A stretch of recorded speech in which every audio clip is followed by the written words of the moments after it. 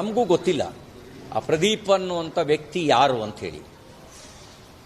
ಮಾಧ್ಯಮಕ್ಕೆ ಏನಾದ್ರು ಗೊತ್ತಿದ್ರೆ ಹೇಳಿ ನೀವು. ನಮಗಂತೂ ಗೊತ್ತಿಲ್ಲ ಯಾರು ಪ್ರದೀಪ್ ಅಂತ, ನಮಗಂತೂ ಗೊತ್ತಿಲ್ಲ.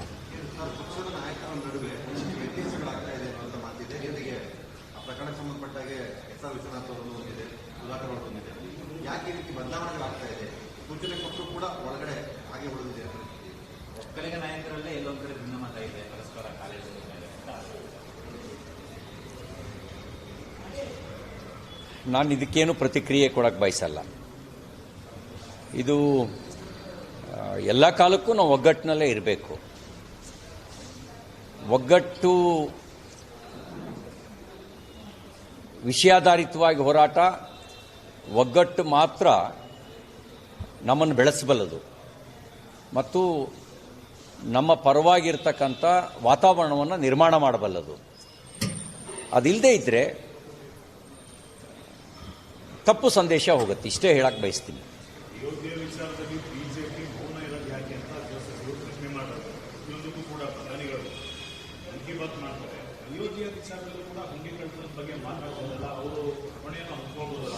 ಅವರು ಮನ್ ಕಿ ಬಾತನ್ನು ಕೇಳಲಿ ಸ್ವಲ್ಪ. ಮನ್ ಕಿ ಬಾತ್ನಲ್ಲಿ ಒಳ್ಳೆಯ ಸಂಗತಿಗಳು ಹಂಚಿಕೊಳ್ತಾರೆ. ದೇಶದಾದ್ಯಂತ ಸಾಮಾನ್ಯ ಜನ ಮಾಡುವ ಒಳ್ಳೆಯ ಸಂಗತಿಗಳನ್ನು ಜನಸಾಮಾನ್ಯರಿಗೆ ಪ್ರೇರಣೆ ಸಿಗಲಿ ಅನ್ನೋ ಕಾರಣಕ್ಕೋಸ್ಕರ ಹಂಚಿಕೊಳ್ತಾರೆ. ಇನ್ನು ಅಯೋಧ್ಯೆ ರಾಮ ಮಂದಿರದ ಕುರಿತಾಗಿ ನಾವೀಗಾಗಲೇ ಭಾಳ ಸ್ಪಷ್ಟವಾಗಿ ಹೇಳಿದ್ದೀವಿ. ಕಾಂಗ್ರೆಸ್ನವರು ಆರೋಪ ಮಾಡ್ತಿರೋ ರೀತಿಯಲ್ಲಿ ಆ ಟ್ರಸ್ಟ್ನಲ್ಲಿ ಬಿಜೆಪಿಯವರು ಯಾರೂ ಇಲ್ಲ. ಇದ್ರೆ ಹೇಳಿ. ಆದರೆ ಅವ್ರು ಏನು ಹೇಳ್ತಾ ಇದ್ದಾರೆ, ಬಿಜೆಪಿಯವರು ಲೂಟಿ ಹೊಡೆದಿದ್ದಾರೆ ಅಂತಿದ್ದಾರೆ. ಬಿಜೆಪಿಯವರು ಯಾರಿದ್ದಾರೆ ಆ ಟ್ರಸ್ಟ್ನಲ್ಲಿ? ಎರಡನೇದು, ನಮಗೂ ಘಾಷಿಯಾಗಿದೆ, ನಮಗೂ ನೋವಾಗಿದೆ. ಅಯೋಧ್ಯೆ 5 ಶತಮಾನಗಳ ಹೋರಾಟ.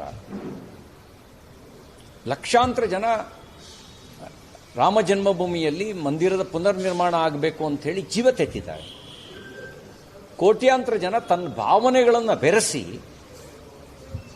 ರಾಮ ಮಂದಿರ ನಿರ್ಮಾಣ ಆಗಬೇಕು ಅಂಥೇಳಿ ರಾಜಕೀಯ ಬದಲಾವಣೆಗೆ ಸಮರ್ಥನೆ ಕೊಟ್ಟಿದ್ದಾರೆ.